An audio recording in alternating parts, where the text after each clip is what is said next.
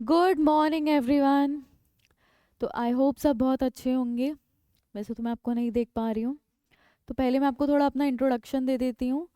तो my name is शैली, है ना। मैंने मास्टर्स करी है आईआईटी धनबाद से, और मैं आप लोगों को केमिस्ट्री पढ़ाऊँगी, ठीक है। तो हम लोग क्रैश कोर्स है, तो हम लोग सारा सिलेबस हमारा कंप्लीट करेंगे विद इन 1 to 2 months, ठीक है। तो आज पहले हम लोग कुछ पेपर डिस्कशन करने वाले हैं, जो हमारा क्या है, 11th जेई मेंस का पेपर है, ठीक है। तो मैं एक्सप्लेन करूँगी, अगर किसी को किसी में भी डाउट आए तो मेरे से पूछ सकते हैं, ठीक है। साथ साथ मैं आपको टाइम भी दूंगी लिखने का, ठीक है। तो चलो स्टार्ट करते हैं। ये मैंने क्वेश्चन नंबर डाले हैं according to the question paper only, ठीक है। तो first question is question number 26, that is, हमें वो बोल रहे हैं कि two different mixtures P and Q each contain CO2 and CO। Mole fraction जो है CO2 का in mixture P is 2/3 and mole fraction CO का कितना है Q में, 0.25। तो पहले हम इन पॉइंट्स को लिख लेते हैं जो भी हमें क्वेश्चन के अंदर गिवन है। अच्छा, वो बोल रहे हैं डिफरेंट मिक्सचर्स हैं P एंड Q के, ठीक है। तो हमारे पास P है, हमारे पास Q है, ठीक है। P में हमारे पास क्या प्रेजेंट है, CO2 है और CO है। So this will B CO2 and CO, ठीक है। दोनों में ही प्रेजेंट है ना, P में भी प्रेजेंट है CO2 and CO, and also Q में प्रेजेंट है दोनों, ठीक है। दे आर सेइंग कि mole fraction of CO2 in mixture P में CO2 का मिक्सचर है 2/3, ठीक है। तो देखो, हमें पता है कि अगर ये 2/3 मिक्सचर होगा तो ये जो रिमेनिंग होगा वो CO का ही मिक्सचर होगा। तो हमारे पास रिमेनिंग कितना रहा, 2/3 में से रिमेनिंग हमारा बचा 1/3। सो दिस विल बी 1/3, ठीक है। ऐसे ही उन्होंने बोला कि mole fraction of CO in mixture Q is 0.25। तो Q जो है, CO कितना है हमारा, 0.25। हम 0.25 को कैसे लिख सकते हैं, 1/4 लिख सकते हैं। तो CO हमारा प्रेजेंट है 1/4, ठीक है। अब 1/4 अगर CO है तो रिमेनिंग विल बी CO2। 1/4 में से रिमेनिंग कितना रहा हमारा, 3/4 रहा। तो दिस विल बी 3/4, ठीक है। नाउ दे आर सेइंग, अगर P and Q are mixed in molar ratio 9:8 के रेशियो में to form another mixture R, ठीक है। तो उन्होंने क्या किया, P और Q को मिक्स करा है मोलर रेशियो 9:8 में, और एक नया मिक्सचर बनाया दैट इज R, ठीक है। तो हमें इनका अमाउंट निकालना है।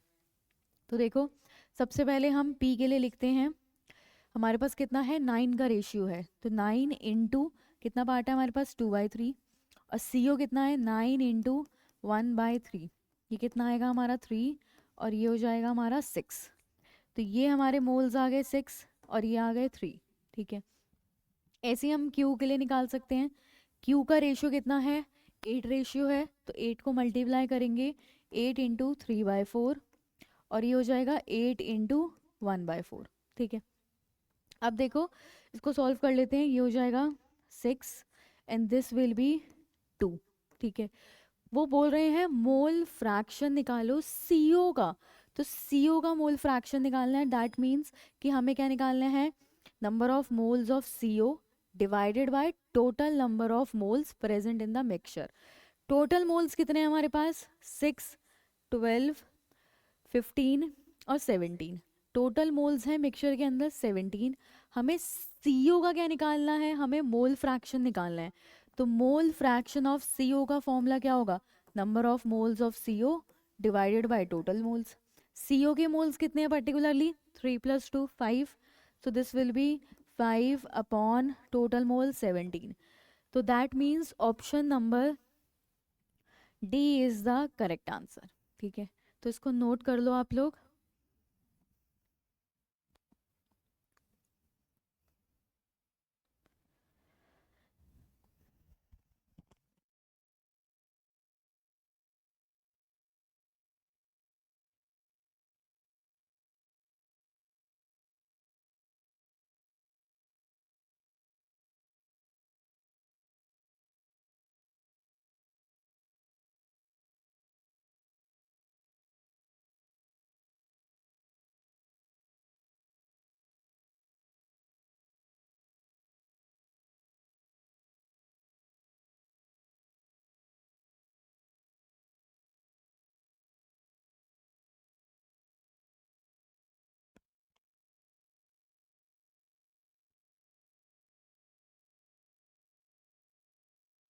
ठीक है, नेक्स्ट क्वेश्चन करें अब। Next question, this is question number 27 according to the paper. ठीक है, तो यहाँ देखो हमें क्वेश्चन में क्या गिवन है, a photon of energy H mu is absorb by a free electron of a metal having work function W less than H mu. ठीक है, इसमें से चार ऑप्शंस में से हमें सेलेक्ट करना है कि कौन सा ऑप्शन हमारा बिल्कुल अप्रोप्रिएट ऑप्शन जाएगा। तो देखो होता क्या है, मेटल जैसे सपोज ये मेटल है, तो मेटल क्या करता है, एक फोटोन को एब्जॉर्ब करता है। ठीक है, अगर फोटोन एब्जॉर्ब होगा मेटल के सरफेस पे, बिल्कुल ये जो सरफेस के एटम्स होंगे, अगर ये सरफेस के जो मेटल के एटम्स हैं, अगर ये फोटोन को एब्जॉर्ब करेंगे तो जो ये काइनेटिक एनर्जी देंगे वो मैक्सिमम वैल्यू देते हैं काइनेटिक एनर्जी की। बट अगर जो अंदर वाले एटम्स हैं, मतलब जो मेटल के सरफेस के नीचे वाले, बिलो द सरफेस के जो एटम्स हैं, अगर वो किसी फोटोन को एब्जॉर्ब कर रहे हैं, तो वो क्या होता है, वो सबसे पहले ये वाले एटम्स ऊपर आने का ट्राई करते हैं। वो ट्राई करते हैं कि वो सरफेस पे पहुंच जाएं। ठीक है, सरफेस पे पहुंचने के लिए उन्हें क्या करना पड़ता है, काफ़ी सारे ऊपर वाले एटम्स के साथ कोलिजन करना पड़ता है, इलेक्ट्रॉन्स के साथ कोलिजन करना पड़ता है। तो कोलिजन्स के वजह से इन जो बिलो द सरफेस वाले एटम्स हैं उनका क्या होता है, कुछ ना कुछ एनर्जी लॉस होता है। एनर्जी लॉस जो होता है वो कुछ काइनेटिक एनर्जी की फॉर्म में लॉस होगा। ठीक है, तो जो मैक्सिमम काइनेटिक एनर्जी की वैल्यू होनी चाहिए थी, वो उस मैक्सिमम वैल्यू से थोड़ी वैल्यू कम हो जाती है। तो देखो अगर हम ऑप्शंस देखें, it may come out with a kinetic energy less than H mu minus W. तो ये वाले इलेक्ट्रॉन्स जो हैं, जो भी हमारे मेटल के बिलो द सरफेस वाले हैं, ये इलेक्ट्रॉन बाहर निकल सकते हैं, बट कंडीशन क्या है, इनकी काइनेटिक एनर्जी लेस होती है then H mu minus W. और काइनेटिक एनर्जी लेस क्यों है, बिकॉज इनको कोलिजन्स के वजह से ये कुछ ना कुछ अपनी काइनेटिक एनर्जी लूज कर देते हैं। तो जो मैक्सिमम थियोरेटिकल वैल्यू होनी चाहिए थी काइनेटिक एनर्जी की, that will be not there, वो उससे थोड़ी सी वैल्यू कम हो जाएगी। तो वैल्यू कितनी कम हो जाती है, एच म्यू माइनस डब्ल्यू हो जाती है। So option number D is the correct answer. ठीक है, लिख लो इसको।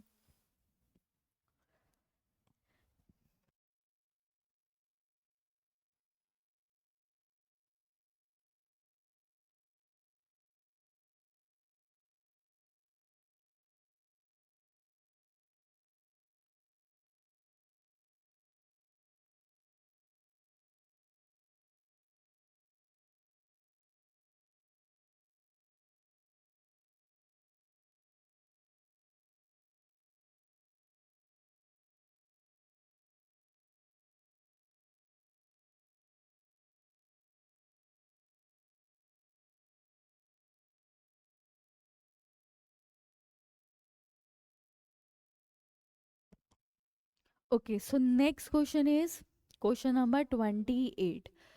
तो इसमें देखो, formation of O2 minus requires first an exothermic and then an endothermic step as shown below. तो जब ऑक्सीजन एक इलेक्ट्रॉन का क्या कर रहा है, गेन कर रहा है, तो O माइनस बनाएगा। ठीक है, तो जब वो इलेक्ट्रॉन गेन कर रहा है तो वो बोल रहे हैं डेल्टा एच की वैल्यू नेगेटिव है, मतलब एक्सोथर्मिक रिएक्शन है। उसके बाद O माइनस जब एक और इलेक्ट्रॉन गेन कर रहा है, यहाँ पे प्लस साइन आएगा, जब वो एक और इलेक्ट्रॉन गेन करेगा O2 माइनस बनाएगा, तो उस केस में जो डेल्टा एच है दैट इज पॉजिटिव, मतलब एंडोथर्मिक है। तो इसका रीज़न क्या होगा कि फर्स्ट स्टेप तो एक्सो है, सेकेंड स्टेप एंडोथर्मिक है। तो रीज़न क्या होता है कि ऑक्सीजन जब एक इलेक्ट्रॉन गेन करेगा, है ना, तो वो इजीली गेन कर सकता है, वो कुछ एनर्जी रिलीज करता है, तो डेल्टा एच की वैल्यू नेगेटिव जाएगी। बट जब उसने एक इलेक्ट्रॉन गेन कर लिया है, मतलब उसने O माइनस बना लिया है, अब O माइनस बनने के बाद जैसे ही हम इसमें एक और एक्स्ट्रा इलेक्ट्रॉन ऐड करेंगे, तो होगा क्या, ये माइनस चार्ज, मतलब इलेक्ट्रॉन्स ज़्यादा हैं, इलेक्ट्रॉन्स ऑलरेडी ज़्यादा थे, एक इलेक्ट्रॉन हम और ऐड कर रहे हैं, तो इलेक्ट्रॉन नेगेटिव नेगेटिव चार्ज के बीच में क्या होगा, रिपल्शन स्टार्ट हो जाएगा। रिपल्शन होने के वजह से ये जो हम इलेक्ट्रॉन ऐड कर रहे हैं, इसको ऐड करना डिफिकल्ट हो जाएगा। और अगर इलेक्ट्रॉन ऐड करना डिफ़िकल्ट है, दैट मीन्स कि हमें कुछ एनर्जी देनी पड़ेगी उसको, ताकि इसमें क्या हो जाए, एक एक्स्ट्रा इलेक्ट्रॉन ऐड हो जाए। तो O माइनस से O2 माइनस में रिपल्शंस इलेक्ट्रॉन्स के बीच में होने के वजह से हमें कुछ एनर्जी सप्लाई करनी पड़ेगी। सो डेल्टा एच की वैल्यू क्या होगी, पॉजिटिव होगी, यानी कि एंडोथर्मिक रिएक्शन होगी। तो रीज़न क्या हो सकता है इसमें, O minus ion will tend to resist the addition of another electron. O minus क्या करेगा, रेजिस्ट करेगा एडिशन ऑफ इलेक्ट्रॉन को, तो हमें एनर्जी देनी पड़ेगी इलेक्ट्रॉन को ऐड करने के लिए। तो option number C is the correct answer. ठीक है, देख लो इसको, लिख लो नोटबुक में।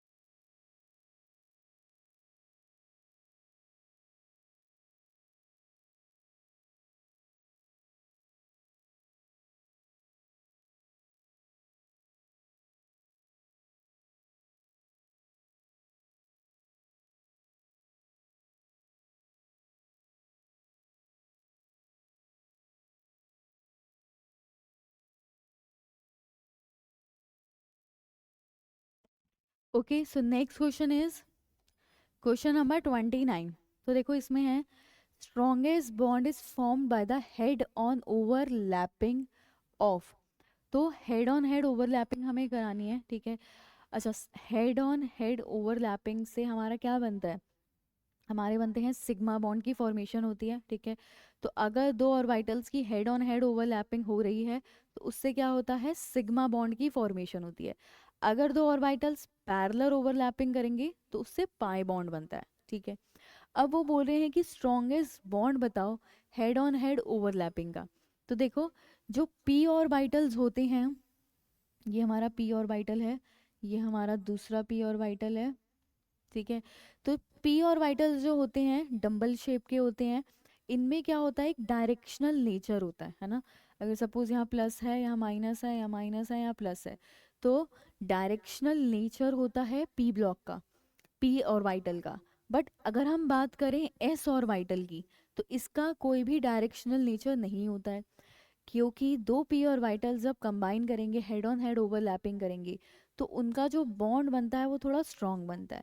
तो अगर हम इन ऑप्शंस में देखें, 2s 2p, 2p 2p and 2s 2s, तो पी ऑर्बिटल्स डायरेक्शनल नेचर के वजह से जब हेड ऑन हेड ओवरलैपिंग करेंगे तो वो बॉन्ड बनता है हमारा स्ट्रॉन्ग। तो our option number B is the correct answer, ठीक है।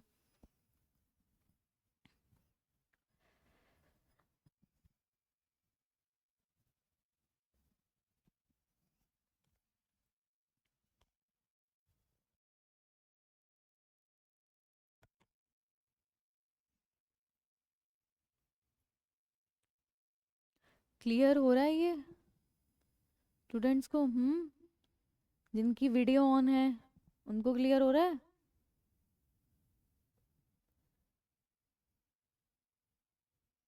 11C SOS sector 23, question clear हुआ ये वाला? ठीक है। अब देखो नेक्स्ट, क्वेश्चन नंबर 30, ठीक है। तो which of the following best matches the gases represented in curve A और curve B in the adiabatic PV plot. तो यहाँ पे क्या है, प्रेशर वर्सेस वॉल्यूम का ग्राफ दे रखा है, ठीक है। अब देखो इसके लिए हमें क्या पता होना चाहिए, मोनो एटॉमिक और डाई एटॉमिक गैस के गामा की वैल्यू पता होनी चाहिए। गामा क्या होता है, gamma is equals to C P upon C V, ठीक है। गामा की बात करें तो ये इक्वल होता है 1.6 के आसपास फॉर मोनो एटॉमिक गैस, और गामा 1.4 के आसपास होता है डाई एटॉमिक गैस के लिए। ठीक है। तो गामा जो होता है वो मोनो एटॉमिक का ज़्यादा है डायटॉमिक गैस के कंपैरिजन में। सबको निकालना आता होगा ये गामा कैसे निकालते हैं, Cp/Cv की वैल्यू करके, है ना। तो इसके अलावा हमने एडियाबेटिक रिएक्शंस के लिए पढ़ा था कि पीवी गामा जो होता है, PV gamma is equals to constant. ठीक है। तो अगर मैं इस ग्राफ में देखूं, मेरे पास यहाँ दो ग्राफ हैं, ये ऊपर वाला ग्राफ बी का है, नीचे वाला ग्राफ ए का है। ठीक है। तो जिसके गामा की वैल्यू ज़्यादा है वो हमारा क्या होगा, नीचे ग्राफ बनेगा। जिसके गामा की वैल्यू ज़्यादा है, क्योंकि प्रेशर क्या है, इन्वर्सली प्रोपोर्शनल है वॉल्यूम के। तो अगर मैं इस ग्राफ में देखूं, जिसकी वैल्यू ऊपर वाली है, ये ऊपर वाली वैल्यू जो है बी वाली ग्राफ की, ये किसके लिए कहलाएगी हमारी, ये होगी हमारे डायटोमिक गैस के लिए। और नीचे वाला ग्राफ है हमारा मोनो एटॉमिक गैस के लिए। तो अब देखो इसमें से ऑप्शंस देखो, कौन सा मोनो एटॉमिक है कौन सा डायटोमिक है। अगर मैं बी ऑप्शन में देखूं तो कर्व ए मेरा डायटोमिक है, तो ये कैंसिल आउट। कर्व ए मेरा ट्राई एटॉमिक है, कैंसिल आउट। कर्व ए मेरा डायटोमिक है, कैंसिल आउट। बचता क्या है हमारे पास, option number 1, argon monoatomic gas है और N2 हमारी डायटोमिक गैस है। तो जिसका गामा ज़्यादा होगा उसका ग्राफ कहाँ बनेगा, नीचे बनेगा। ठीक है। तो option number A is the correct answer. तो इसको लिख लो ज़रा नोटबुक में।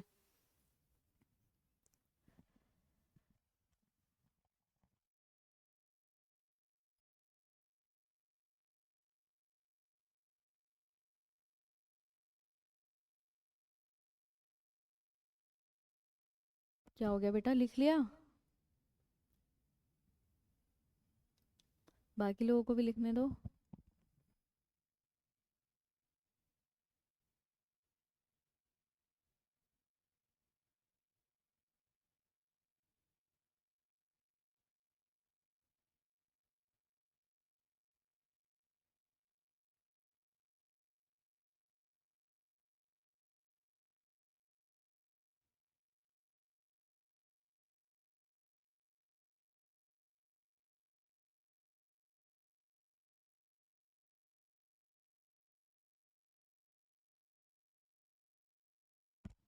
डन। अब देखो नेक्स्ट क्वेश्चन, क्वेश्चन नंबर 31। तो consider the following reaction in a sealed vessel at equilibrium with concentrations of N2O2 और NO की कॉन्सेंट्रेशन हमें दे रखी है। ठीक है। उन्होंने हमें ये रिएक्शन गिवन है इक्विलिब्रियम की। तो पहले ये रिएक्शन लिखते हैं।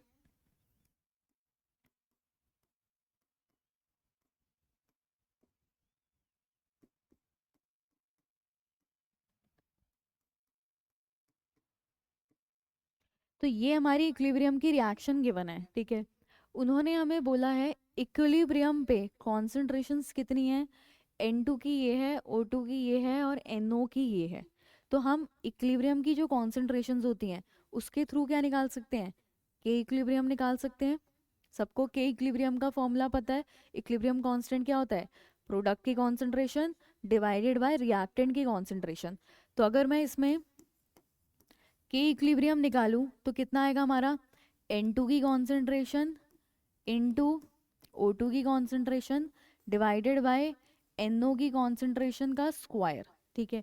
N2 कितना गिवन है हमें, 3 × 10⁻³ O2 कितना गिवन है हमें, 4.2 × 10⁻³ और NO कितना गिवन है हमें, 2.8 × 10⁻³ का स्क्वायर। ठीक है। अब देखो इसको सॉल्व कर पाओगे, जरा मुझे जल्दी से सॉल्व करके बताओ इसका आंसर क्या आएगा। करो जरा सॉल्व, नोटबुक निकालो, इसको मल्टीप्लाई करो और इसको सॉल्व करके मुझे बताओ इसका आंसर कितना आ रहा है के इक्विलिब्रियम का। एटलीस्ट आना चाहिए, मल्टीप्लिकेशन तो आना चाहिए। 10⁻³ से कैंसिल आउट हो जाएगा, बचेगा क्या हमारे पास, 3 × 4.2 डिवाइडेड बाय 2.8 × 2.8। देखो कितना आंसर आ रहा है।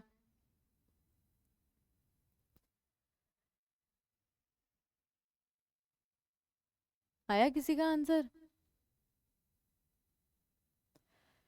कुछ अराउंड 1.6 के आसपास आएगा। आ रहा है इतना? अराउंड इक्विलिब्रियम कांस्टेंट की वैल्यू आएगी 1.61 के आसपास। ठीक है, अब देखो हमने इक्विलिब्रियम कांस्टेंट निकाल लिया है। वो बोल रहे हैं डिग्री ऑफ डिसोसिएशन निकालो of NO at equilibrium. NO का इक्विलिब्रियम पे कितनी कांस्टेंट डिग्री ऑफ डिसोसिएशन होगा, हमें वो निकालना है। ठीक है, तो इस रिएक्शन को एक बार फिर से लिखते हैं।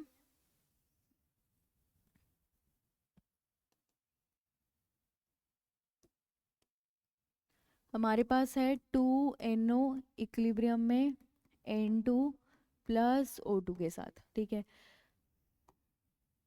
इनिशियली हमें इसकी कितनी वैल्यू दे रखी है? An 0.1 mole of NO is taken in a closed vessel. तो इनिशियली 0.1 मोल NO का लिया है हमने, तो ये है 0.1 मोल इनिशियली। इनिशियली ये प्रेजेंट नहीं होगा, ये भी प्रेजेंट नहीं होगा।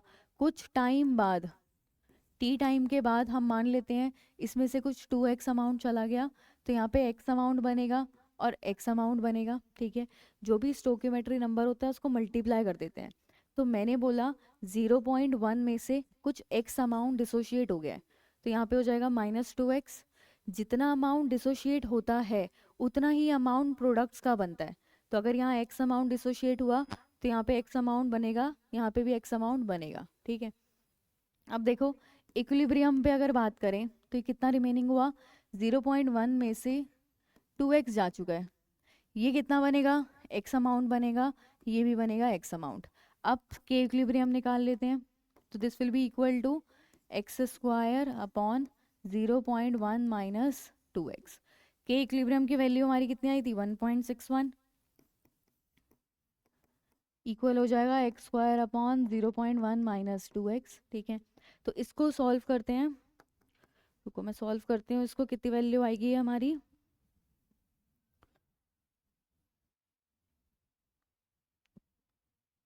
तो इसको सॉल्व करने पे वैल्यू आ रही है 0.036, ये आ गई x की वैल्यू। ठीक है, अब देखो क्वेश्चन में क्या बोला था उन्होंने, डिग्री ऑफ डिसोसिएशन निकालो NO का एट इक्विलिब्रियम। पहले तो डिग्री ऑफ डिसोसिएशन होता क्या है, एक मोल में से कितना अमाउंट डिसोशिएट हो चुका है। जैसे अगर मैं बोलूँ कि मेरे पास एक चॉकलेट थी, मैंने उस चॉकलेट को 3 पार्ट्स में डिवाइड कर दिया, तो मेरा क्या हो गया? 1/3 अमाउंट बचा।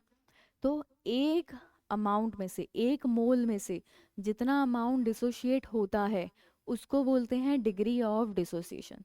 ये बहुत इंपॉर्टेंट बात है। अगर तुम्हें क्वेश्चन के अंदर उन्होंने दे दिया C अमाउंट है, मान लो इसका C अमाउंट है, तो एक मोल में से अगर अल्फा अमाउंट डिसोशिएट होता है तो C में से कितना अमाउंट डिसोशिएट होगा? C अल्फा डिसोशिएट होगा। तो जो भी तुम्हें क्वेश्चन के अंदर गिवन हो वो तुम्हें मल्टीप्लाई करना पड़ेगा एंड में। ठीक है, जैसे मैंने यहाँ पे बोला था एक मोल में से x अमाउंट डिसोशिएट हुआ, एक मोल में से x अमाउंट डिसोशिएट होता है, उसको बोलते हैं डिग्री ऑफ डिसोसिएशन। यहाँ क्योंकि 2 मोल गिवन थे तो मुझे यहाँ क्या लिखना पड़ा? 2x लिखना पड़ा। ठीक है, तो डिग्री ऑफ डिसोसिएशन अब मुझे निकालना है, तो अल्फा का फॉर्मूला क्या होगा? Number of moles dissociated upon initial moles. और हमें निकालने किसके हैं? NO का देखना है। तो NO के कितने मोल्स डिसोशिएट कर रहे थे? 2x मोल्स डिसोशिएट कर रहे थे। x की वैल्यू है 0.036, तो ये हो जाएगा 2 into 0.036 divided by initial moles कितने हैं NO के? 0.1, तो डिवाइड बाय 0.1। जरा मुझे मल्टीप्लाई करके बताओ क्या आ रहा है फाइनल आंसर, बता पाओगे? करो ज़रा आंसर, सिंपल है ये तो। कितना आएगा मल्टीप्लाई करके?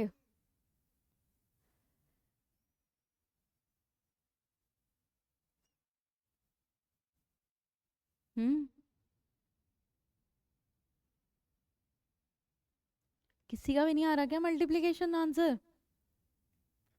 0.036 इंटू 2 कितना आएगा ये मल्टीप्लाई करके? 6 2 जा 12, 3 2 जा 6 7, 0.0, 0.072 डिवाइड बाई 0.1, पॉइंट हटा दो, मल्टीप्लाई कर दो यहाँ पे।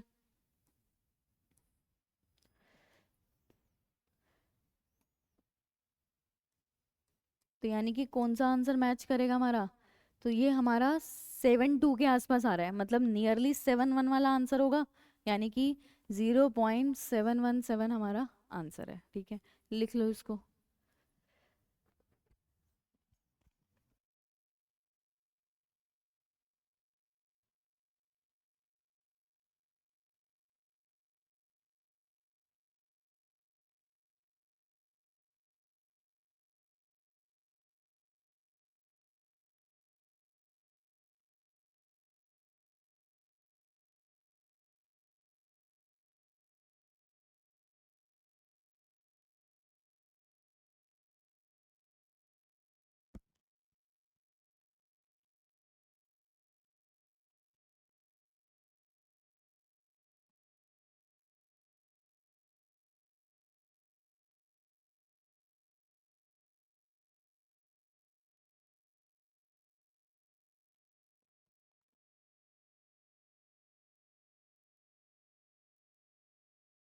करें आगे नेक्स्ट क्वेश्चन।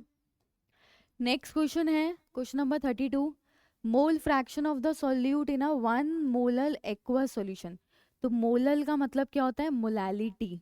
मोलैलिटी का फॉर्मूला क्या होता है? Number of moles divided by weight of solvent in kg. तो हमें उन्होंने मोलैलिटी दे रखी है, molality is equals to number of moles of solute divided by weight of solvent in KG.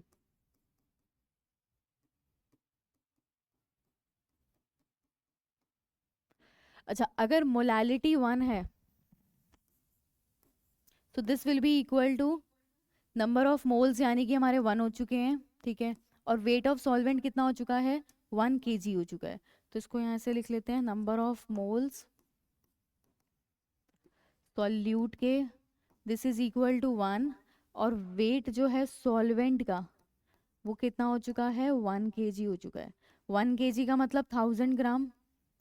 ठीक है, अगर मुझ अच्छा यहाँ पे एक्वा सॉल्यूशन है तो मतलब सॉल्वेंट जो है वो पानी है। पानी का मॉलिक्यूलर मास कितना होता है? 18 ग्राम पर मोल। तो अगर मुझे मोल्स निकालने हैं वाटर के, moles of solvent is equals to given mass कितना है? 1000 डिवाइडेड बाय मोलर मास कितना होता है? 18। इसको डिवाइड करते हैं तो 55.55 मोल्स आते हैं, जो कि बिल्कुल याद रहनी चाहिए वैल्यू, क्योंकि बहुत बार एग्जाम में पूछी जाती है। तो वाटर के मोल्स कितने होते हैं? 55.55 मोल्स होते हैं। ठीक है, अच्छा अब मुझे क्या निकालना है? मोल फ्रैक्शन निकालना है। तो मोल फ्रैक्शन का फॉर्मूला क्या होगा? Number of moles of solute कितने हैं? 1 है, divided by total moles. Solute के मोल्स 1 प्लस सॉल्वेंट के मोल्स हैं 55.55। इसको सॉल्व करेंगे तो अराउंड 0.0177 के आसपास आएगा, यानी कि option number C is the correct answer. ठीक है, लिख लो इसको। क्लियर हुआ ये क्वेश्चन?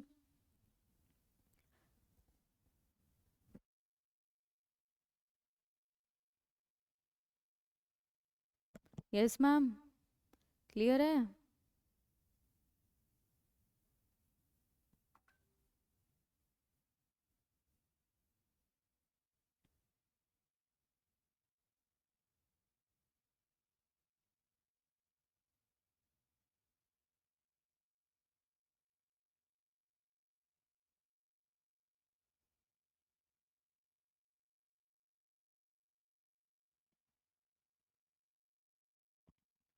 अब देखो next question, question number 33।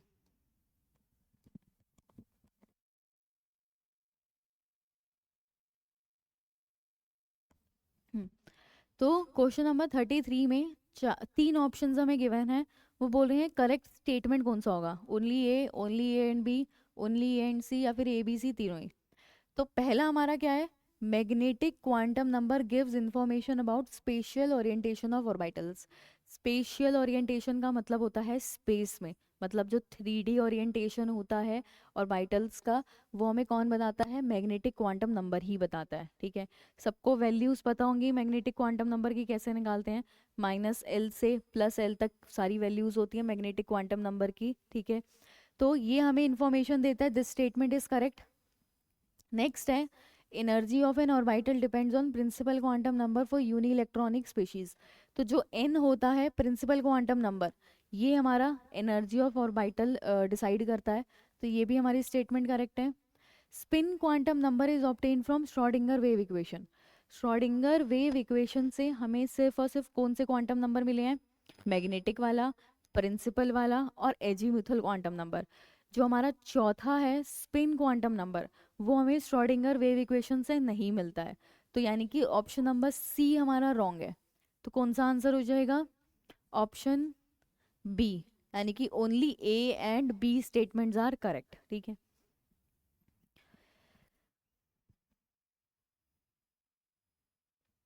Next question देखो।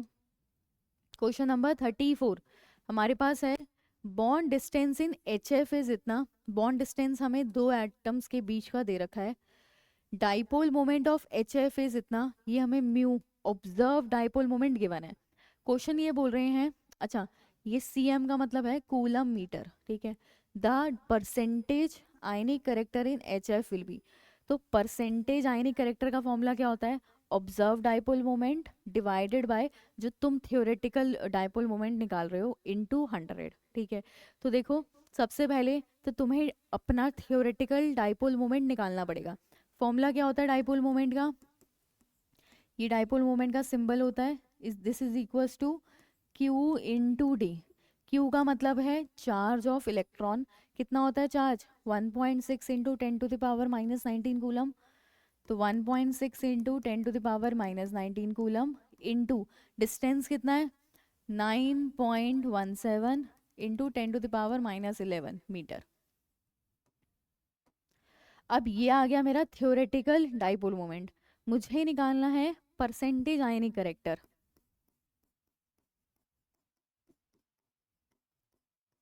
तो percentage ionic character is equals to mu observed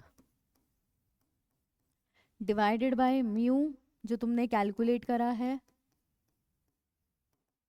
into 100। तो हमारे पास ऑब्जर्व वाला कितना है? 6.104 into 10⁻⁻30 coulomb metre divided by calculated वाली ये वैल्यू है।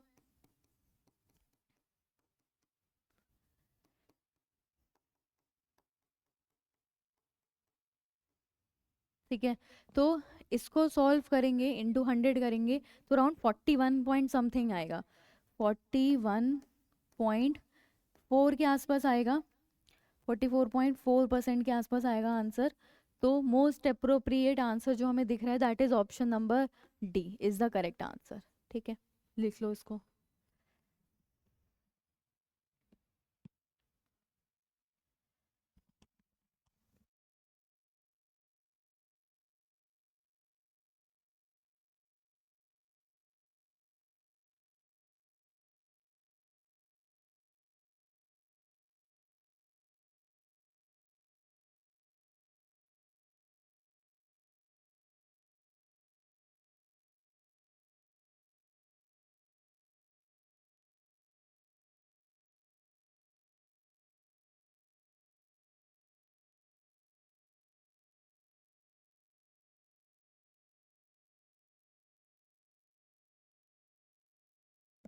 Next is question number 35।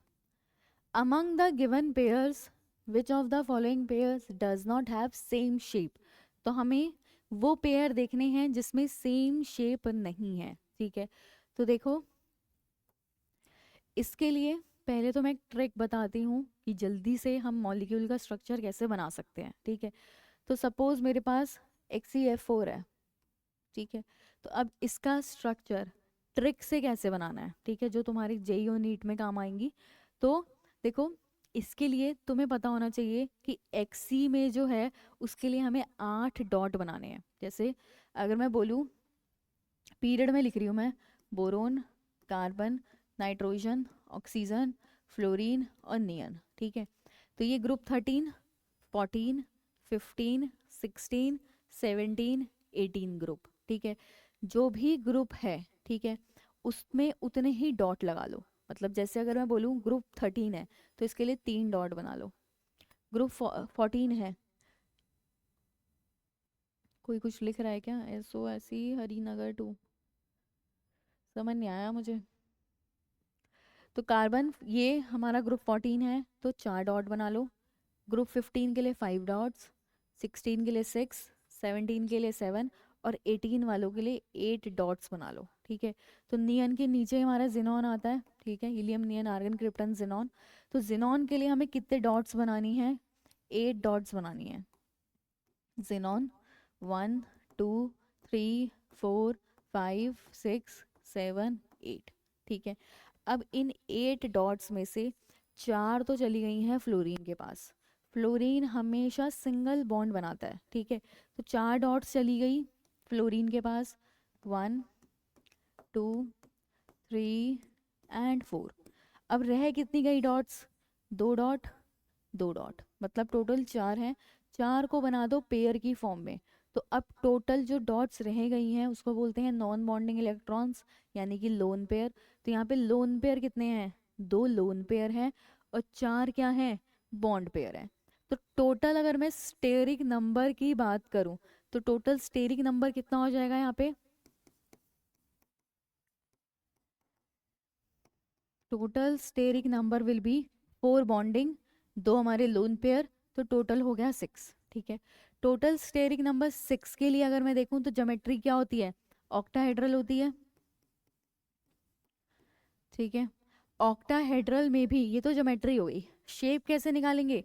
Shape के लिए लोन पेयर को बस हाइड कर दो, तो ये हमारा XeF4 का स्ट्रक्चर बनता है। तो लोन पेयर को हाइड कर दो तो शेप पता चल जाएगी। तो XeF4 की शेप क्या होती है? स्क्वायर प्लेनर होती है, ठीक है। तो ऐसे ही करके हम स्टेरिक नंबर के थ्रू ज्योमेट्री और शेप निकाल सकते हैं, ठीक है। अब देखो एक एक करके देखते हैं। हमारे पास क्या है? O3 है, तो O3 की शेप आती है bent, O double bond O coordinate bond O। तो ये क्या होती है? शेप बेंट होती है। NO2 माइनस भी बेंट ही होता है, तो ये दोनों तो बेंट चले गए, इन दोनों का तो मैच कर रहा है। अगला देखो, NO3 माइनस और SO3 माइनस। SO3 क्या होता है? Trigonal planar. Same NO3 minus trigonal planar बनेगा, तो ये दोनों भी ट्राइगोनल प्लेनर है, ठीक है। अब अगला देखो, NH4 प्लस और XCF4। तो अभी हमने पढ़ा XCF4 होता है स्क्वायर प्लेनर,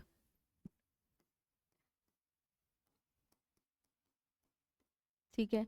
NH4 बनाते हैं NH4 प्लस, तो NH4 प्लस कैसा बनेगा? हमारा टेट्राहेड्रल स्ट्रक्चर बनता है, ठीक है। तो ये टेट्राहेड्रल है, तो ये हो गया टेट्राहेड्रल और ये स्क्वायर प्लेनर, तो ये दोनों मिसमैच हो गए। तो हमारा आंसर क्या होगा? ऑप्शन नंबर C, ठीक है। लिख लो इसको।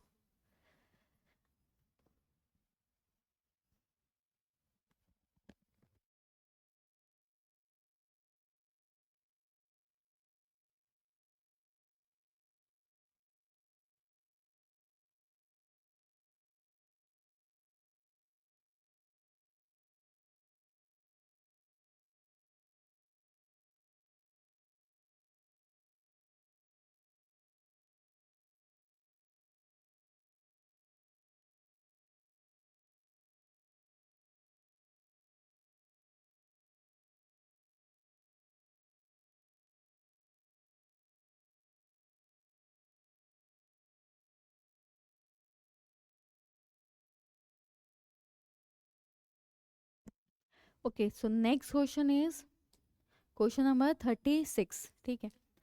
तो standard entropy of X2 Y2 XY3 ये हमें दे रखी है। स्टैंडर्ड एंट्रोपी का मतलब डेल्टा एस नॉट की वैल्यूज गिवन है, ठीक है। एंट्रोपी का मतलब होता है ऑर्डरनेस, मतलब डिसऑर्डरनेस, मतलब ऐसा समझो कि जिसमें भी अ, जिसका फ्लो ज़्यादा है, जिसमें रेंडमनेस ज़्यादा है, उसकी एंट्रोपी ज़्यादा होती है। तो एंट्रोपी का मतलब है रेंडमनेस, ठीक है। हाँ, क्वेश्चन मार्क बेटा क्या हो गया? समझ नहीं आया मेरे को, क्वेश्चन मार्क क्यों किया है तुम लोगों ने? एक मिनट रुको, मैं चैट देख ली हूँ।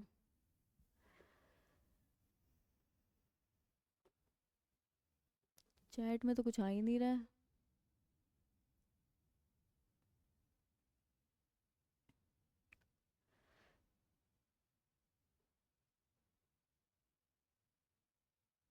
Ma'am in last question D is also a answer, एक बार देख लेते हैं, रुको। इस वाले में कह रहे हो D is also correct, check कर लेते हैं, रुको। PCl5 और SOF4। तो PCl5 फॉस्फोरस के लिए 5 डॉट बनेंगे, तो 1 2 3 4 5, ठीक है। तो ये तो हो गया हमारा ट्राइगोनल बाइपिरामिडल, ठीक है। सल्फर का देखते हैं, 6 डॉट बनेंगे, 1 2 3 4 5 6। 2 चले गए ऑक्सीजन के पास, 4 चले गए फ्लोरीन के पास, तो 1 2 3 4 5, तो ये भी ट्राइगोनल बाइपिरामिडल, हाँ। तो ठीक है ना, तो दोनों ही तो सेम ही तो आ रहे हैं ना। उसमें बोला था does not have same shape, तो इन दोनों की तो सेम ही आ रही है ना शेप। हम्म, बोलो क्या डाउट हो रहा है इसमें, मैं समझी नहीं मैं तुम्हारा क्वेश्चन। तुम बोल रहे हो कि ये दोनों अलग अलग आ रहे हैं। Hmm, SOSC civil lines 11th B जेई। हम्म, टाइप कर रहे हो कुछ? 2 न्यू मैसेज आए हैं। यस नो, अरे यस या नो समझी नहीं मैं ओके ठीक है। अगला देखो, एंट्रोपी की बात हो रही थी, ठीक है। तो स्टैंडर्ड एंट्रोपी इसकी वैल्यू गिवन है। ये रिएक्शन है हमारे पास 1/2 x2 प्लस 3/2 y, ये दे रहा है हमें XY3, ठीक है। अच्छा, इक्विलिब्रियम पे डेल्टा जी जो होता है वो ज़ीरो होता है, ठीक है। गिब्स फ्री एनर्जी जो होती है वो ज़ीरो होती है, ठीक है। अब देखो फॉर्मूला क्या होता है, delta G is equals to delta H minus T delta S. Equilibrium पे डेल्टा जी ज़ीरो होता है, तो फॉर्मूला क्या बनेगा, delta H minus T delta S is equals to zero. तो अगर मुझे टेम्परेचर निकालना है तो फॉर्मूला हो जाएगा delta H is equals to T delta S. तो टेम्परेचर का फॉर्मूला आएगा delta H upon delta S, ठीक है। अब मतलब मुझे टेम्परेचर निकालना है तो डेल्टा एच और डेल्टा एस पता होना चाहिए। डेल्टा एच तो है हमारे पास क्वेश्चन के अंदर, मुझे डेल्टा एस निकालना है। डेल्टा एस कैसे निकलेगा, उन्होंने हमें स्टैंडर्ड एंट्रोपीज दे रखी हैं इन तीनों के लिए, ठीक है। तो delta S will be equal to product की स्टैंडर्ड एंट्रोपी कितनी है हमारे पास 50, माइनस रिएक्टेंट की कितनी गिवन है 60 और 40, तो हो जाएगा 1/2 × 60, 1/2 स्टोक्योमेट्री नंबर को मल्टीप्लाई करना है स्टैंडर्ड एंट्रोपी से, प्लस रिएक्टेंट दूसरे वाला क्या है 3/2, तो 3/2 × 40, ठीक है। तो एंट्रोपी निकालने के लिए, ओवरऑल एंट्रोपी निकालने के लिए जो स्टैंडर्ड एंट्रोपीज हैं, प्रोडक्ट माइनस रिएक्टेंट कर दो, ठीक है। अब देखो इसको सॉल्व करेंगे तो कितना आएगा, ये 50 माइनस ये हो जाएगा 30, ये कितना हो जाएगा 60, तो 60 प्लस 30 90, 50 माइनस 90 कितना हो जाएगा -40, ठीक है। तो ये आ गया -40 जूल पर केल्विन पर मोल, ठीक है। अच्छा, अब सिंपल इसमें उठा के लगा दें, ठीक है। तो अच्छा ये जो है ये -30 किलो जूल में गिवन है ना। तो मुझे इसको जूल में चेंज करना पड़ेगा, तो टेम्परेचर क्या हो जाएगा, माइनस से माइनस तो कैंसिल आउट ही हो जाएंगे, तो 30 × 10⁻³ अपॉन 40, ठीक है। इसको सॉल्व करेंगे तो ये कितना आएगा हमारा, अराउंड 750 के आसपास आएगा, है ना। तो ये अप्रॉक्स आएगा 750 केल्विन, यानी कि ऑप्शन नंबर बी। एक बार मैं इसको कैलकुलेटर से भी कर लेती हूँ।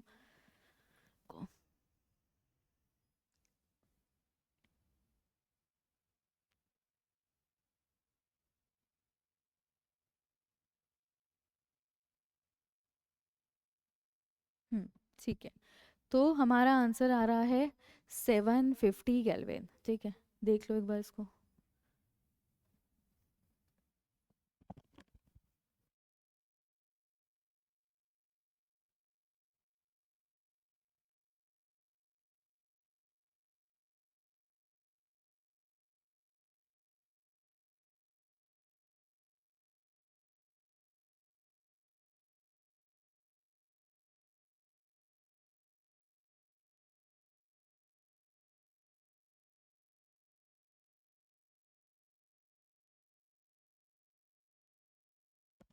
Okay, so next question is,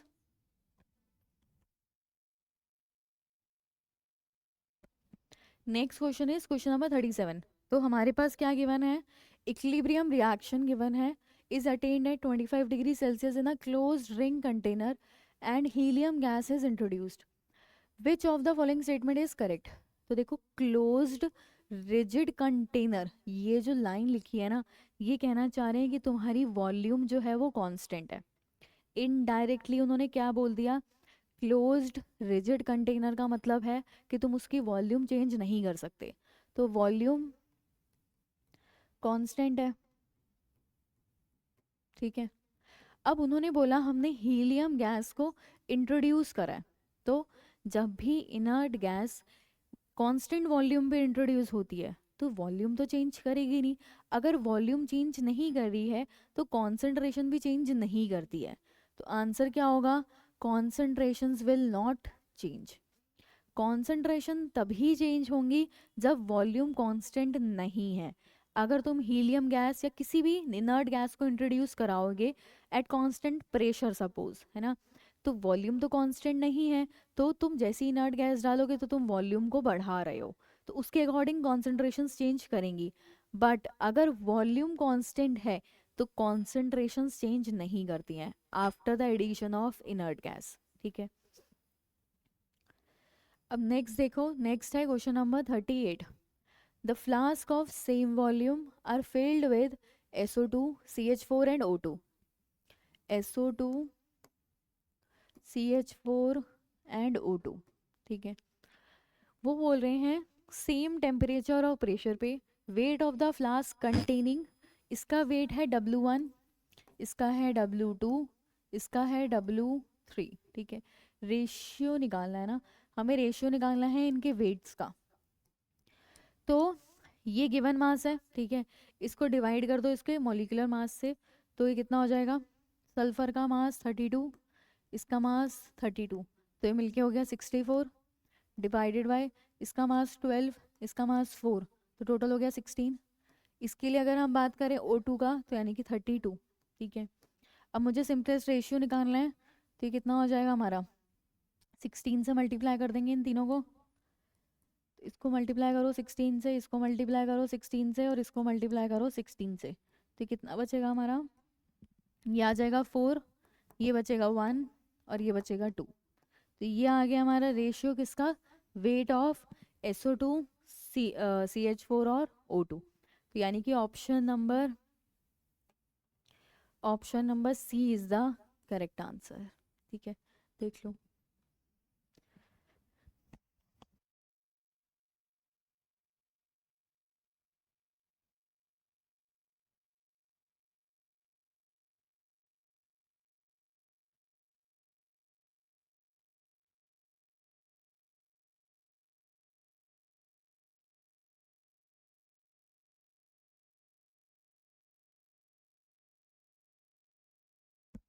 अगला देखें, अगला क्वेश्चन, क्वेश्चन नंबर 39। तो अभी टाइम कम है, तो एक लास्ट क्वेश्चन डिस्कस कर लेते हैं हम लोग। Uncertainty in momentum of an electron, से क्लास तो आई थिंक 12:40 तक है ना, तो अभी तो टाइम है। ठीक, तो uncertainty in momentum of an electron is, हमें मोमेंटम की अनसर्टेनिटी दे रखी है, what will be the minimum uncertainty in its position. तो देखो ये हम कौन सा लगाएंगे, अनसर्टेनिटी प्रिंसिपल लगाएंगे, हाइजेनबर्ग्स अनसर्टेनिटी प्रिंसिपल। उसके अकॉर्डिंग क्या था हमारा formula, delta x into delta p is greater than equal to H/4 pi. Delta x क्या होता है, uncertainty in position, delta p क्या होता है? Uncertainty in momentum. तो हमें निकालना क्या है? अनसर्टेनिटी इन इट्स पोजीशन निकालना है, मतलब मुझे डेल्टा एक्स निकालना है, ठीक है। तो डेल्टा एक्स को यहीं रखेंगे, greater than equal to h upon 4 pi, delta p यहाँ नीचे चला गया, ठीक है। अब देखो h की वैल्यू क्वेश्चन में ऑलरेडी गिवन है, 6.6 into 10⁻34, 6.6 into 10⁻34 divided by 4 into pi, वो कह रहे हैं 3 ले लो, 3.14 के आसपास होता है। डेल्टा पी कितना है? Uncertainty in momentum 3.3 into 10⁻24। तो एक बार इसको सॉल्व करते हैं ज़रा, मैं सॉल्व करती हूँ इसको, तुम लोग भी सॉल्व करो इसको, कितना आएगा आंसर?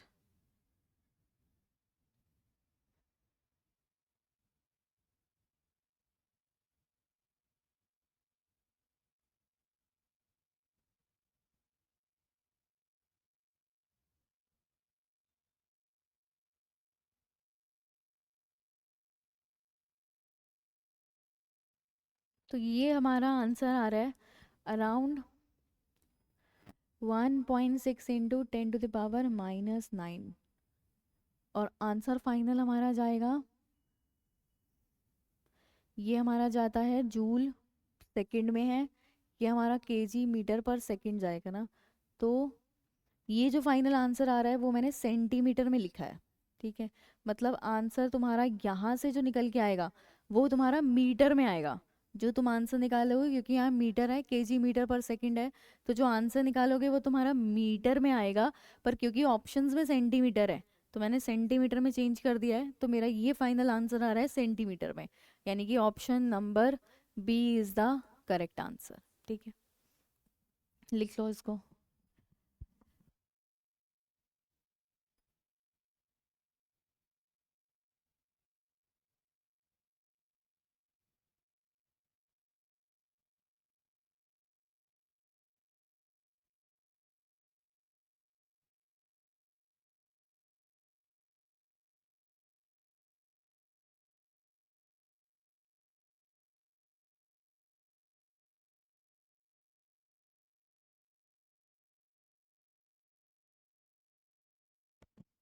ओके, तो नेक्स्ट क्वेश्चन करते हैं, क्वेश्चन नंबर 40।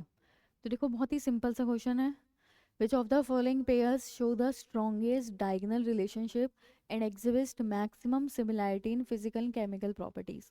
तो इसको तो याद ही करना पड़ेगा हमें कि बेरिलियम और एल्यूमिनियम जो हैं इनमें सिमिलैरिटीज होती हैं फिजिकल और केमिकल प्रॉपर्टीज़ में, और इनकी स्ट्रॉन्गेस्ट डायगोनल रिलेशनशिप होती है।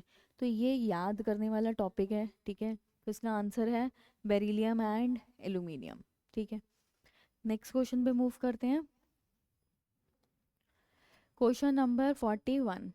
तो देखो, ion that has sp3d2 hybridisation of the central atom. तो मुझे एक एक करके सबके हाइब्रिडाइजेशन निकालनी है, ठीक है। पहला है ICl2 माइनस, इसके लिए कितना हो जाएगा? आयोडीन मतलब ग्रुप 17, ग्रुप 17 मतलब 7 डॉट्स, एक माइनस चार्ज आ गया तो मतलब टोटल डॉट्स हो गए 8, ठीक है। इसमें से दो चले गए क्लोरीन के पास, एक लोन पेयर, दो लोन पेयर, तीन लोन पेयर, स्टेरिक नंबर कितना हो गया? 2 3 4 5, 5 का मतलब हो गया sp3d, ठीक है। वो किसकी पूछ रहे हैं? sp3d2, तो ये तो नहीं होगा आंसर। अगला देखते हैं,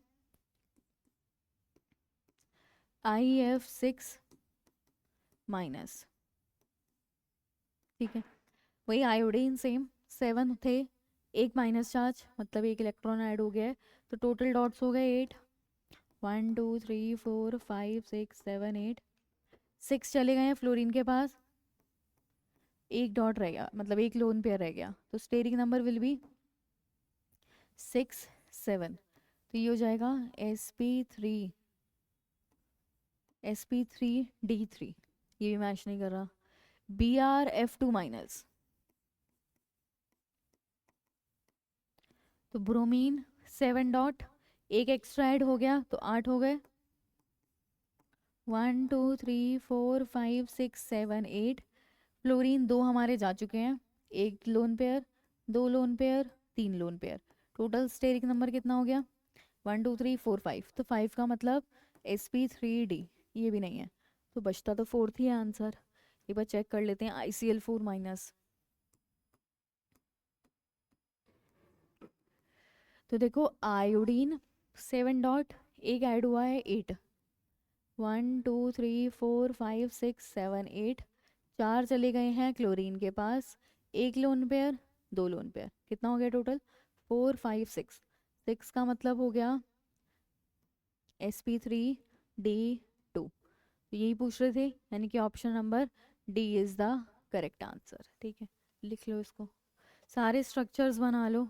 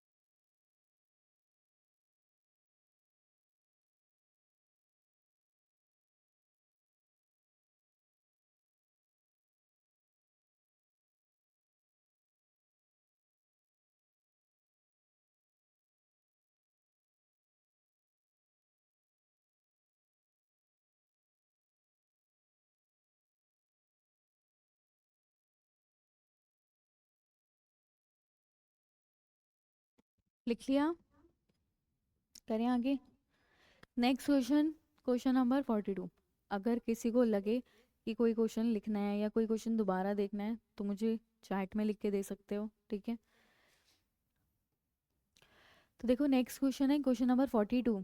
given the following data at 298 kelvin, temperature है 298 केल्विन, डेल्टा एच नॉट हमें गिवन है तीनों के लिए, डेल्टा जी नॉट भी गिवन है, कंबशन रिएक्शन हो रही है, एंट्रोपी चेंज निकालना है तो हमें डेल्टा एस नॉट निकालना है। ठीक है, तो पहले तो फॉर्मूला पता होना चाहिए, delta G is equals to delta H minus T delta S. Standard की बात करें तो यहाँ स्टैंडर्ड ही लिख लेते हैं।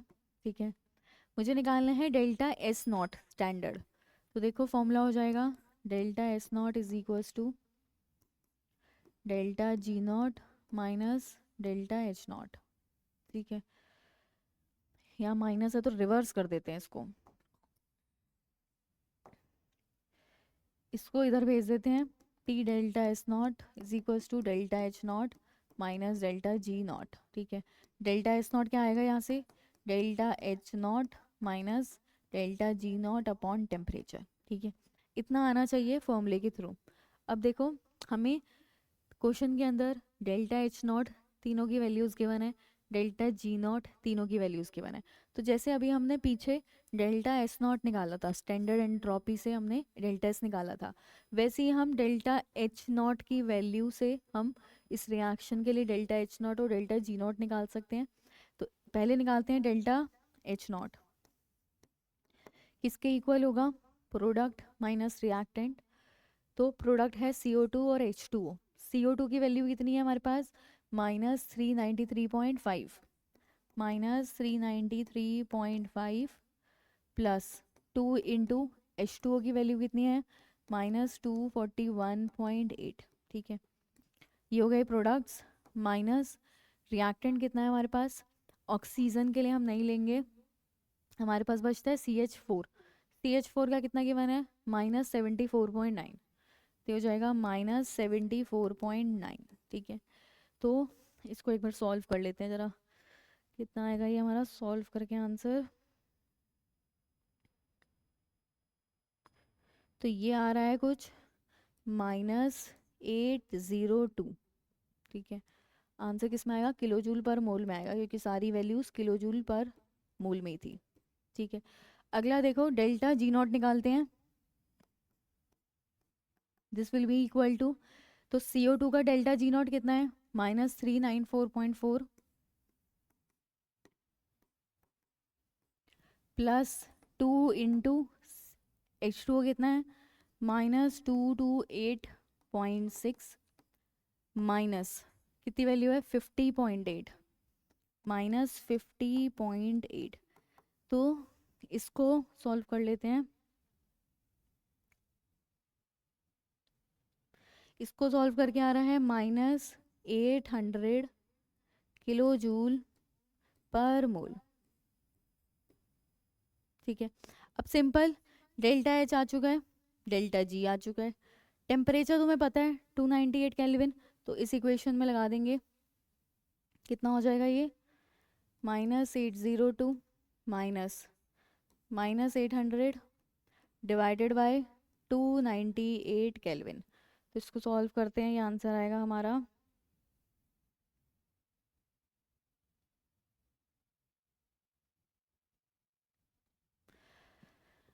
ये आ रहा है हमारा 5000 के आसपास आएगा, है ना। पर यहाँ अगर मैं ऑप्शंस देखूँ, मेरा जो आंसर आएगा वो किलो जूल में आएगा।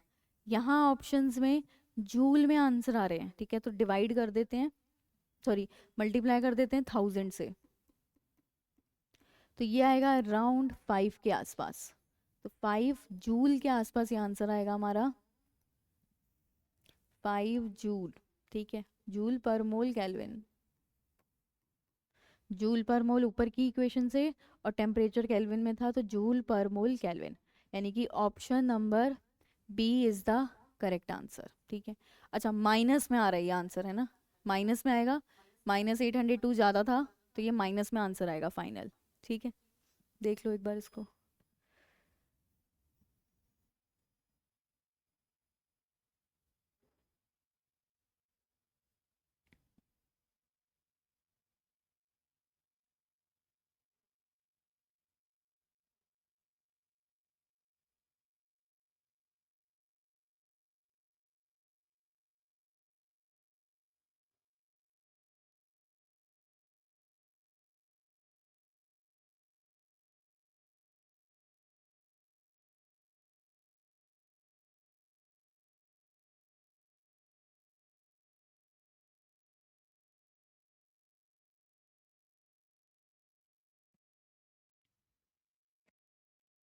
डन,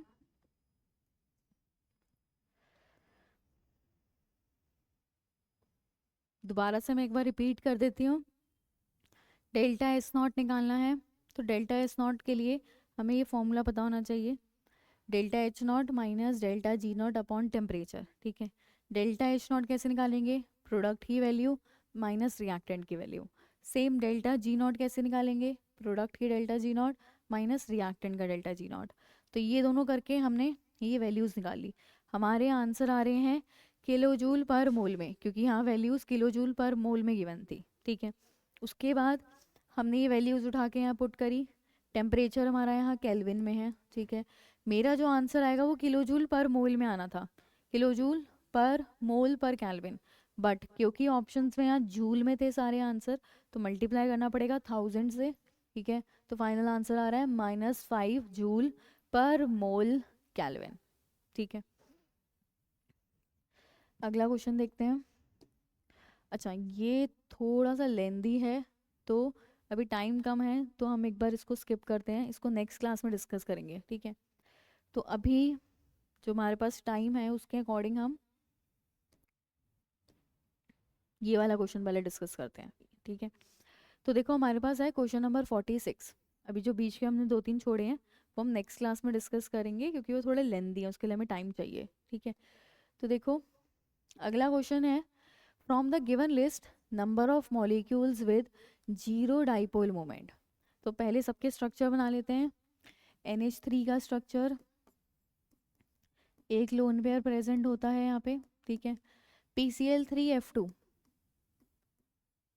ट्राइगोनल बाइपिरामिडल, ये इसका स्ट्रक्चर होता है। इसमें मैं एक चीज़ बता दूं, फ्लोरीन हमेशा एक्सियल पोजीशन पे जाएगा, क्योंकि फ्लोरीन इलेक्ट्रोनेगेटिव एलिमेंट है। इलेक्ट्रोनेगेटिव एलिमेंट जो है वो एक्सियल पोजीशन पे इसलिए जाता है बिकॉज एक्सियल पोजीशन पे इलेक्ट्रोनेगेटिविटी कम होती है। ठीक है, हमें पता है ट्राइगोनल बाइपिरामिडल में हाइब्रिडाइजेशन होती है sp3d, ठीक है, जिसमें से हम मानते हैं कि एक्सियल की हाइब्रिडाइजेशन है pd और इक्विटोरियल की है sp2, ठीक है। तो जिसके अंदर s करेक्टर ज़्यादा होगा उसमें इलेक्ट्रोनेगेटिविटी ज़्यादा होगी। इन दोनों में s करेक्टर यहाँ ज़्यादा है तो इलेक्ट्रोनेगेटिविटी ज़्यादा होगी। तो एक्सियल पोजीशन पे इलेक्ट्रोनेगेटिविटी कम होती है, इक्वेटोरियल पे इलेक्ट्रोनेगेटिविटी ज़्यादा है। तो इलेक्ट्रोनेगेटिव एलिमेंट ट्राई करता है कि वो उस पोजीशन पे जाए जहाँ पे इलेक्ट्रोनेगेटिविटी कम है, मतलब एक्सियल पोजीशन। तो फ्लोरीन को बनाएंगे हम एक्सियल पोजीशन पे, क्लोरीन जाएंगे इक्वेटोरियल पोजीशन पे, ठीक है। अगला है XeF4, तो ये अभी हमने बनाया ही था पीछे, स्क्वायर प्लेनर थी इसकी शेप, ज्योमेट्री होती है टेट्राहेड्रल, ठीक है। अगला क्या है PCl2F3, तो PCl2 दो क्लोरीन इक्वेटोरियल, अब तो ऑप्शन ही नहीं है तो हमें जो फ्लोरीन है तीसरा फ्लोरीन उसको इक्वेटोरियल पे भेजना पड़ेगा। तो एक फ्लोरीन इक्वेटोरियल पे, बाकी दोनों एक्सियल पे, ठीक है। अगला है SO3, ट्राइगोनल प्लेनर। अब देखो डाइपोल मोमेंट, तो अगर मैं NH3 में देखूं तो डाइपोल मोमेंट मेरा नॉन ज़ीरो है, ठीक है, यानी कि वो बोल रहे थे number of molecules with zero dipole moment बताना है, तो ये तो आंसर नहीं होगा।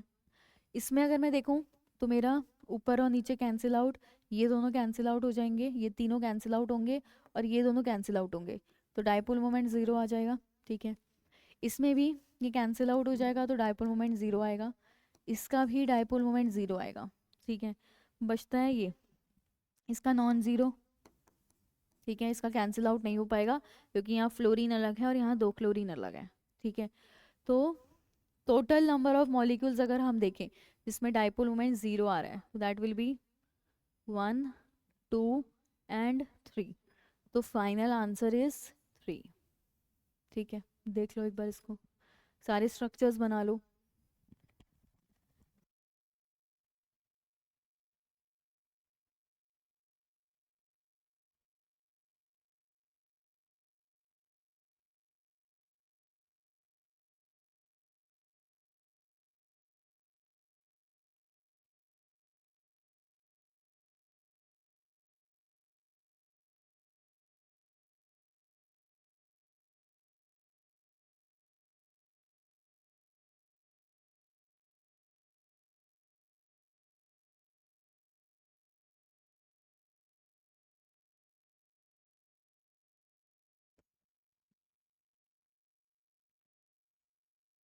करें नेक्स्ट क्वेश्चन,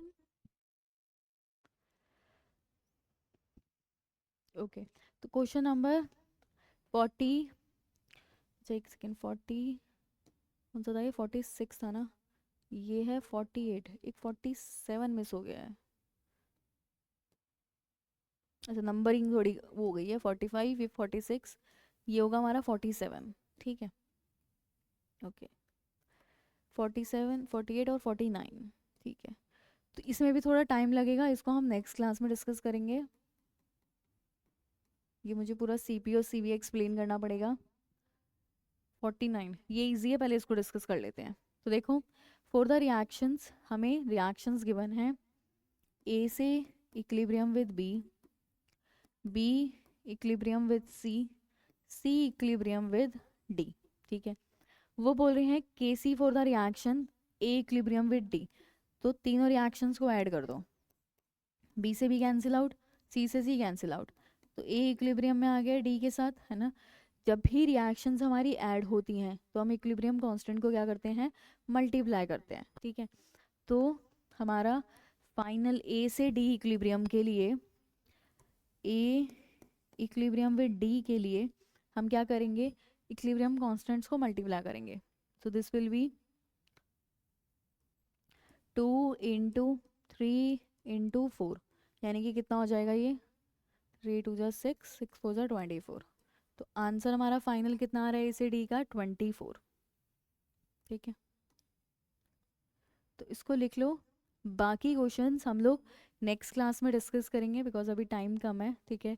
तो जितनी भी मैंने ये क्वेश्चंस कराए हैं, है ना, अगर इसमें किसी में भी तुम लोगों को डाउट हो तो मेरे से भी पूछ सकते हो, ठीक है। इसको लिख लो पहले तो।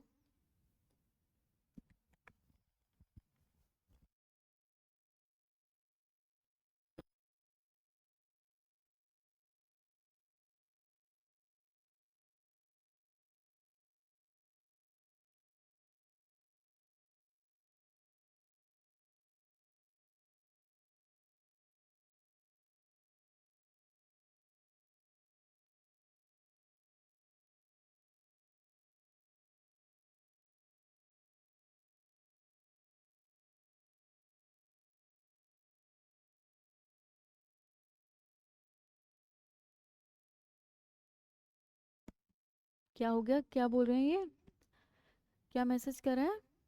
एक मिनट को मैं चेक करती हूँ। Ma'am in last, ma'am drawing drawn wrong structure for PCl3F2। क्या बना दिया ऐसा मैंने? इसमें PCl3F2 क्या रॉन्ग है बेटा इसमें? टाइप कर दो एक बार। कर रहे हो कुछ टाइप? PCl2F3, PCl2F3 कहाँ है ये क्वेश्चन है?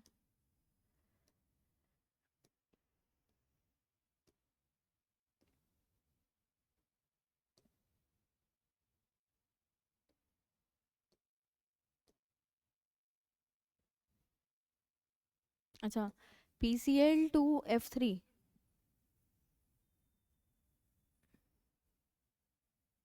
कौन सा वाला बना दिया था मैंने? PCl2F3 का ये था PF2Cl3 का PCl2F3। ओ सॉरी, हाँ सही बोल रहे हो, सॉरी माय मिस्टेक। यहाँ पे 3 फ्लोरीन आएंगे, ठीक है।